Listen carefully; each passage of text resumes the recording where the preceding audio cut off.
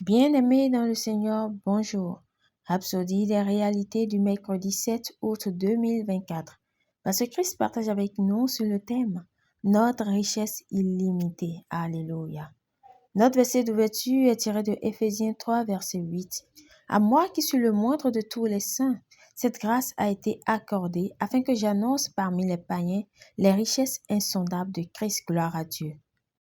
Le thème insondable en grec englobe une profondeur qu'il est difficile de communiquer correctement en anglais. La version classique amplifiée offre une compréhension plus complète. Elle dit « Les richesses infinies, sans limite, insondables, incalculables et inépuisables de Christ, richesses qu'aucun être humain n'aurait pu rechercher. » Cette description dresse un tableau saisissant de l'ampleur étonnante de la richesse de Christ. Les richesses de Christ, ce sont des richesses extraordinaires qui dépassent la portée de l'exploration humaine. Alléluia.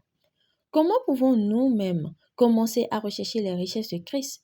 Par où commencerions-nous et par où finirons-nous? Tout dépend de celui qui est décrit. Et si Christ est vraiment Dieu, alors nous avons affaire à des richesses qui sont vraiment incommensurables. Rappelez-vous, nous sommes un avec lui. Ainsi, notre héritage est celui d'une richesse et d'une abondance inimaginable en Christ. Gloire à Dieu. Le Seigneur Jésus est désigné comme l'héritier et le propriétaire légitime de toutes choses. Mais, dans les derniers de ces jours, il nous a parlé par la personne d'un fils qu'il a établi héritier et propriétaire légitime de toutes choses, et par qui il a créé les mondes, les étendues de l'espace et les siècles. Il les a fait produits, construits, exploités et arrangés en ordre. Alléluia. Hébreux 1, verset 2. Selon Matthieu 13, verset 44, il a acheté tout le champ et donc le monde entier lui appartient. Dans Romains 8, versets 16 à 17, la Bible dit « L'Esprit lui-même rend témoignage à notre esprit que nous sommes enfants de Dieu.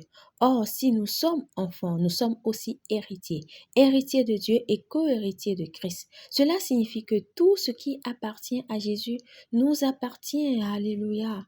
C'est notre héritage et il est important que vous vous en empariez.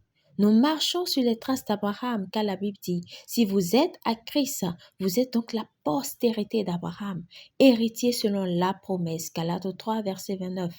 La terre entière nous appartient en Christ. Cela clarifie l'affirmation audacieuse de Paul dans 1 Corinthiens 3, verset 21, selon laquelle toutes choses sont à vous. Alléluia. Confession.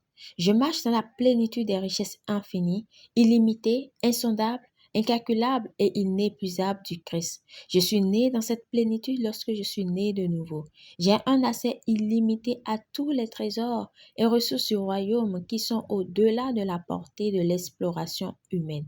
Je vis dans l'abondance et manifeste la gloire et la justice du royaume de Dieu partout où je vais. Amen.